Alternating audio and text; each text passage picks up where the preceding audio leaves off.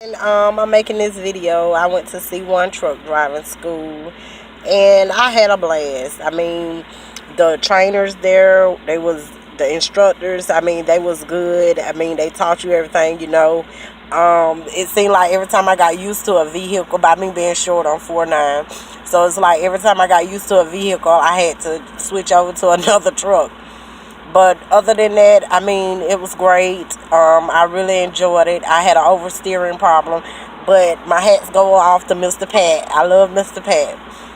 He really taught me. He even constantly told me I had an oversteering problem, and I was like, "Well, I can't help it." Till I went to the state to do my testing, and I fell on my offset, and it really kind of hurt me. But when the man told me you have an oversteering problem, the next day I came back, I was like, well, Mr. Pat, I have an oversteering problem, and that's what we're gonna work with. So I mean, he taught me the lefty loosey again and the righty tighty. I mean, when you're going to C1 trucking, the main things is being on time, being able to help others, not just yourself, not being shy, talk to a lot of people, get to know them, listen to your instructors, and do your best. Even when you're not in school, you go back to your motel. I mean, study. You have access to come back to the school, to the trucks. You got access to the trucks every day of the week, even on the weekend. I mean, you have to apply yourself. They're not just gonna hand this to you. You actually have to work and get it. So yeah, I could have had a red hat my first time, but I wound up with a black hat, and it doesn't matter about the hat. My goal was the red hat, and I flunked out on the goal for the red hat because of my oversteering problem. But I mean, all in all, I really enjoyed everything. Mr. David, I like him. Now, don't get me wrong, Mr. David is a funny character, but he's great.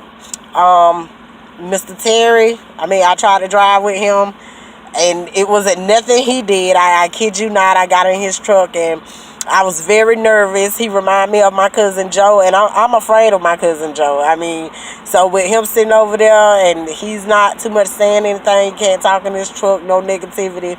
I mean, he just really, I was frightened by him. I pulled his truck over, I kid you not. I pulled his truck over, and I told him to get his truck, and I was in tears because it was nothing he had done to me. I just was, afraid of him because, I mean, he reminded me of my cousin.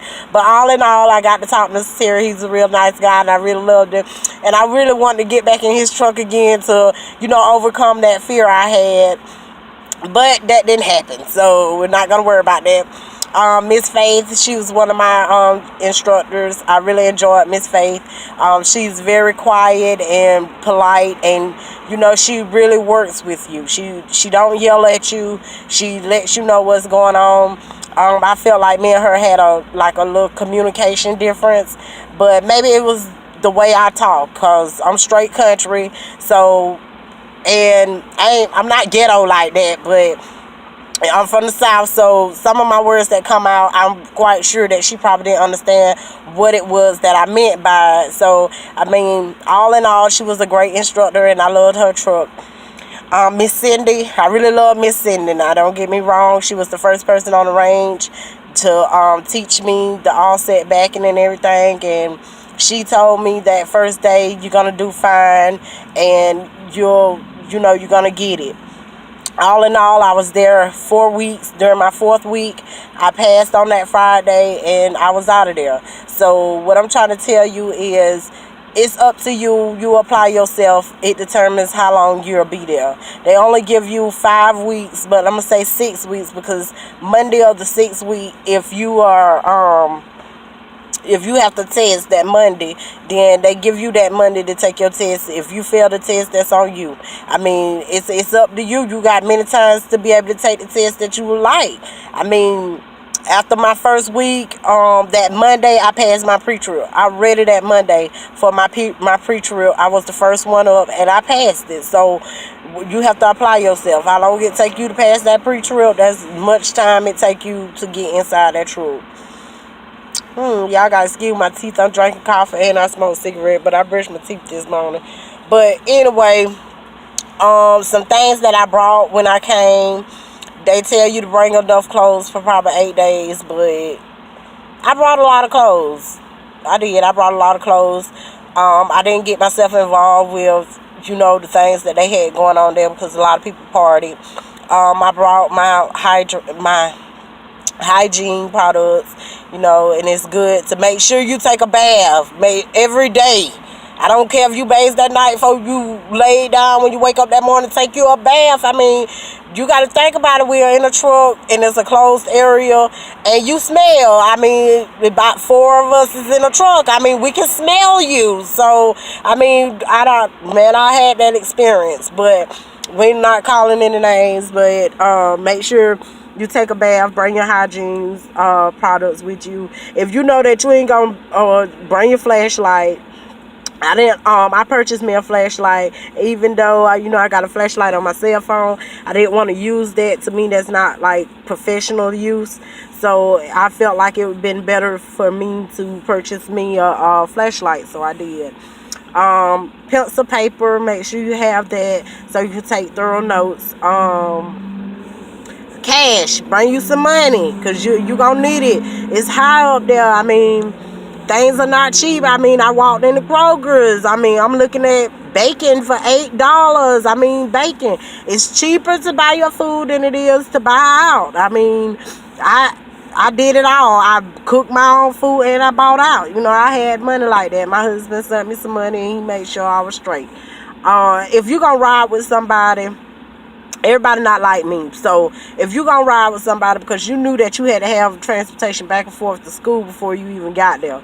So if you're gonna ride with somebody, be kind enough to get them some gas money. They ain't gotta ask you for no money for no gas. You ride with them and they gonna have you on time. Y'all always on time. They waiting on you, taking you where you gotta go. Get them people some gas money. And if you roommate with somebody and they sharing food, buy some damn food. Shit. Don't wait till people have to go off on you and then you feel like, okay, well, that's yours. I don't need it, blase, blase, when, you should already want to pitch in. Cleanliness. Make sure you clean your room. I mean, I don't like nastiness. So me and my roommate, we got along fine. We bonded great. We still keep in touch with one another. I really didn't have any problems with her. She really didn't have any problems with me. Anytime we did have like a little, situation to come about, we handle like grown women, and that's what you have to do. You have to handle the situation like a grown person. What else I want to say? I think that's it. But all in all, my first week, the first week when I got there, that Monday, we went through a lot of paperwork and we did our drug test, which is a random urine test. So if you know that you've been smoking, do not come there, or your urine is dirty. Do not come there thinking that you're going to pass this test, because you ain't. They send this mug off to the lab. And if it's not right, then they're going to send you home. So just think about it. You had to, front your own ride to get there. Then you got to front your own ride back.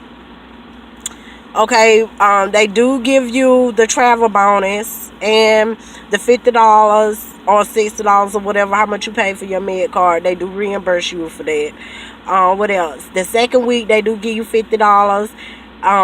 That third week, they give you $50.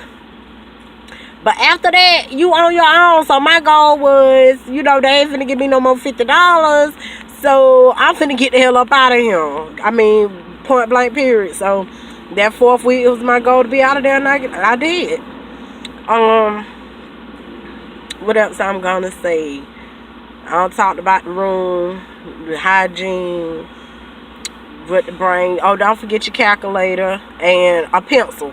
Bring pencils. You do not need pens. Bring pencils. Everything done at the school is done in a pencil, so make sure you have pencils. What else? Oh, don't think you're going to get some breakfast from the motel, because you don't. They're going to give you coffee and a muffin, or you can get oatmeal. That's every morning. I don't eat oatmeal, but I was killing them banana nut muffins. I kid you not. That was me. Make sure you have your eyeglasses or contacts or whatever it is that you wear. You are going to need those. Bring your license. If you got your birth certificate, social security card, marriage certificates or whatever important documents, make sure you have those.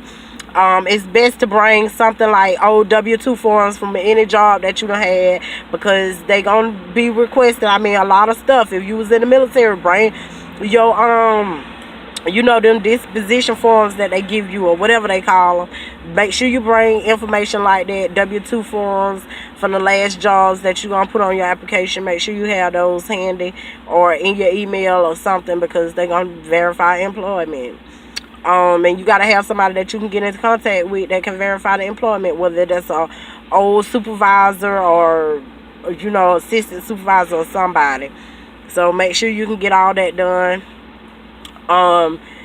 Backgrounds, make sure, well, Pam if you've been, I don't know how it go, but it's like a suspension on your license. Cause my friend, he had a suspension on his license where his license was suspended.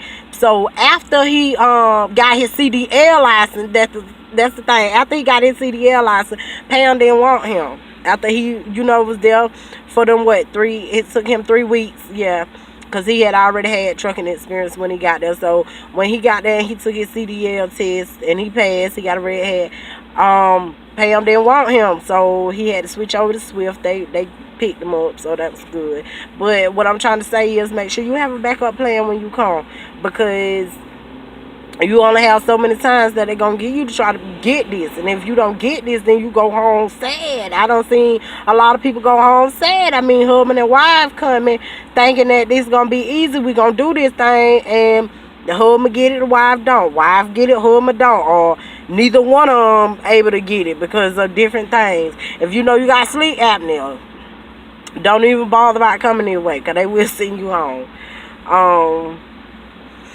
I don't know nothing else. I'm sitting here now. I've been here home for like 9 days, and my mentor is on his way to pick me up. He said he'll be here by noon, so I'm finna get ready to go out on the road on the trucks. I've been talking to my friend Cherish, that was also my roommate, and she been giving me an insight on a lot of things that's going on the road. But after I go into training, get on the truck, and then I'll be able to make another video and let y'all know what to expect when you coming out on the road driving. I mean, I can't tell you because I don't know. Since I've been home, I have driven my husband's truck to get a feel of the road. I've been in South Carolina or whatever, helping him, and you just have to do what you can do, and I've been studying videos of the 90 degrees, or backing into the parking lot spots, or whatever you want to call it, alley docking. I've been studying videos on that, so it won't be as much pressure on my instructor or my trainer to teach me that. See, that's what I'm trying to get y'all to understand. Those videos at C1 that they be playing, I mean, it's posted all over the walls. It's best to take a picture of that, and when you go to your motel, just study that. It helps you out a whole lot. When you can get that down packed in your head, I mean, when you can get it down packed, that's all that matters. I mean, yeah, downshifting might be a bitch, but remember that when you're downshifting one gear, you pull out at 1,000. You rev your tach to 1,700. You go in at 15.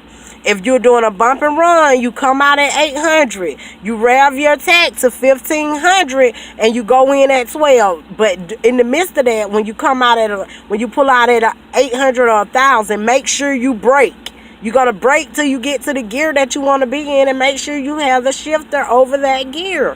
And then you rev your tach up. Then you just clutch and go in the gear. I mean, don't make it harder than what it has to be. And if you don't understand something, please ask thorough questions. They don't mind asking. I love to ask Mr. Walter. I call him the big man because he wrote the book on it. Yeah, that tall black man that you're going to see in all them videos, he wrote the book on it. He love for you to ask questions. Him and Mr. Keith, he's a tall white guy. I mean, he mostly be right there by the blue truck, but you can't miss Mr. Keith. But him and Mr. Walter, they love for you to ask questions. They are the go-to men's. You hear me? They are the go-to men's. You go to them anytime you have a problem or situation, and they will make sure it get handled. So you heard that from Reed. And oh yeah, if you are at extended stay on 2730 Fortune Circle, if you go out back to smoke, you're gonna see that little table where everybody been signing. We call that the board. So if you get your hat, make sure you sign that board and leave encouraging information for somebody else. You'll see mine. It say through I can do all things through Christ who strengthens me. And then I put on the side, good luck to you all. Whatever. I can't remember. But y'all have a blessed one, and I'll make another video. If you got any questions, just hit me. Leave a comment. I'll get back with you.